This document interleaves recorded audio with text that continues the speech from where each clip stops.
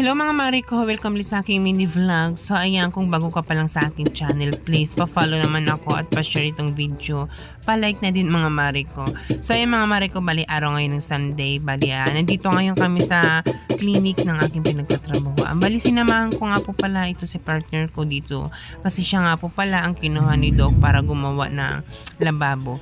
So ayan mga mare ko, bali ang ginagawa ngayon dyan ni partner ay nagbubutas siya ng paglalagay ng lababo. Bali siya na nga po pala ito ang gumawa dyan.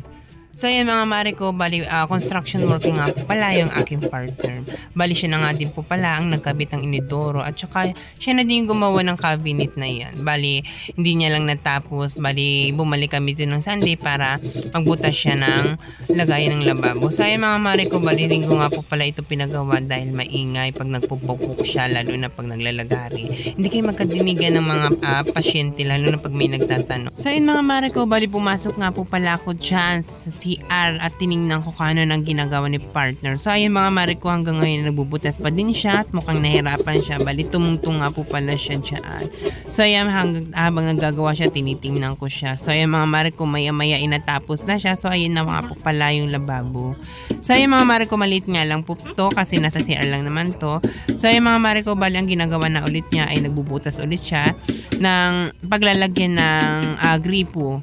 So ayan, siya nga din po pala ang mag-install ng gripo dyan. So ayan, ang aking partner nga po pala ay all around po ito. Hi, sana all nakahanap ng all around na construction worker.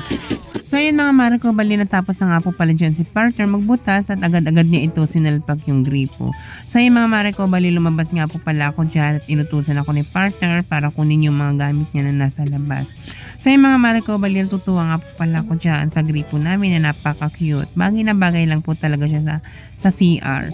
So ayan mga mare ko, bali natutuwa din po ako dyan kay partner na kahit bata pa siya, marunong na siya mag-install ng mga ganyan. So ayan mga mare ko, iba talaga pag may mga karanasan na sa buhay. So ayan mga mare ko, ang kwento nga po pala ni partner kung bakit daw ay natuto na siya mag-construction sa murang edad niya na 27. So ayan mga mare ko, bali ang kwento niya sa akin ay dati daw nung bata siya ay nakikitara lang siya sa mga amuhan niya. Bali mga 14 years or nagko-construction na daw siya. So ay mga mare ko, kung sino daw yung nakukuha niyang amo, bali doon siya nag-i-stay ng ilang taon hanggat tinatanggap siya, doon daw siya nag-i-stay. So yung mga mare ko, bali si partner nga po pala ay wala na itong mga magulang. So yung mga mare ko, yung tatay niya daw ay pumanaw na sa 10 taon. Gulang pa lang siya. Bali yung nanay niya, hindi niya daw ito nakilala. Simula sinilang siya, hindi niya na daw ito nakita at nakilala. So yung mga mare ko, kaya nagpupursige siya na matuto daw mag-construction kasi yun daw lang yung makakatulong sa kanya. So yun mga mare ko, sa pagpupursige niya maging construction workers, pagsama-sama niya sa mga naging amo niya, so ayan, natutulong siya, awa ng Diyos. Ayan mga mare ko, dyan ay natapos na nga po pala dyan si partner. Ayan, nabutasan niya na at nailagay niya yung lababo at nailagay na niya din yung gripo. So ayan mga mare ko, bali wala pa po yan tubig kasi kulang pa po yung materialis. Wala pa pong tubo na para doon sa gripo. So ayan mga mare ko, bali bukas ibabalik pa yan si partner. So ayan mga mare ko, bago nga po pala kami dyan umuwi ay nagsabi nga po pala ako kay partner na maglinis na muna ako. So ayan mga mare ko, lininisan ko nga po pala yung mga pinagawa ni partner para pagpasok ko ng Monday ay hindi na ganun kadumi at hindi na ganun kalinisin yung aking gagawin. So ayan mga mare ko, pumasok nga po pala dyan si partner at nagpatulong ako. Sinabihan ko siya na ligpitin na yung gamit niya para mabilis at na makauwi na kami. So yung mga mare ko, bali pagkatapos ko nga po pala dyan magwalis, magligpit, ay sinabayan ko na nga po pala ito sa pagmamap dito sa loob. So yung mga mare ko, minap ko nga po pala kasi madaming dumi at saka yung mga putik-putik na galing sa chinilas namin ay nagkalat-kalat na din. So ayan, sinabayan ko na din yung pagmamap para malinis na pag pumasok ko ng Monday.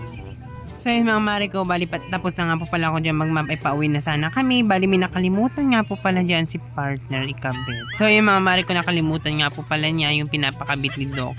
So yung mga mare ko, bago kami nga pala dyan umuwi ay sinabihan ko siya ikabit niya muna bago ka umalis habang nandito pa. So yung mga mare ko, bali nag-inaway pa kami dyan kasi nga nangitavingi. Ay my gosh. So yun mga mare ko, bali pinatanggal ko nga po pala ulit dyan kay partner. Sabi ko sa kanya, itanggalin muna at titingnan ko bago mo idikit.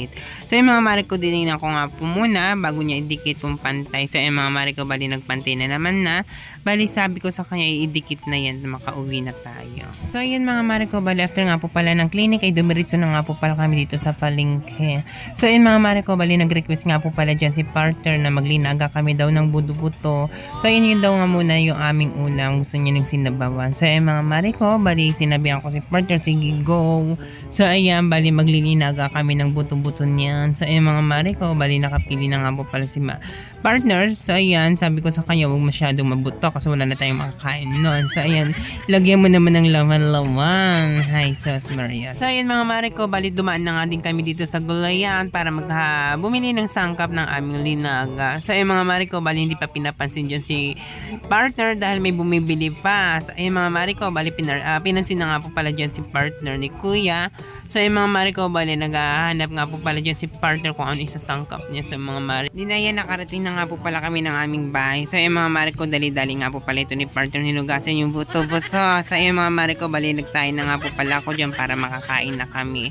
So ayun mga mare ko, bali sabi ni partner ay siya na daw magluluto. So ay din na yung mga mare ko, bali niluluto na nga po pala dyan ni partner yung kanyang linaga. So ayun mga mare ko, bali habang busy si partner magluto ay ito nga po pala ay nagtatanggal ako ng mga sinampay. So ayun mga mare ko, tinanggal ko na nga po pala yan kasi mga tuyo na at matupi na yan. Mga mare ko, bali kumukulo na nga po pala yung linaga ng aking partner. So ayun mga mare ko, bali tapos na nga po pala ako magsungkit-sungkit ng aking mga sinampay. Bali nandito na nga po pala tayo ay nagtutupi na nga po pala ako dyan.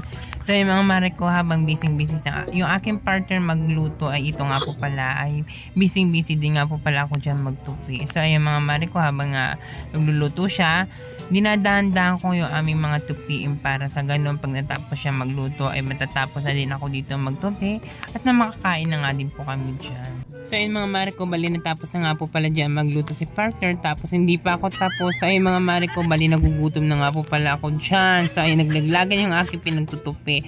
Bali nagpatulong na nga po pala ako dyan kay partner na matapos na ako. Then ayun mga mare ko, bali natapos na nga po pala ako dyan magtupi. Then ito ay nagwawalis na nga po pala ako dyan. So ayun mga mare ko, bali nag-aaya na nga po pala dyan si partner na kumain na daw kami. So ayun mga mare ko, sabi ko kay partner na tatapusin ko lang yung pagwawalis ko para na mamalinis naman.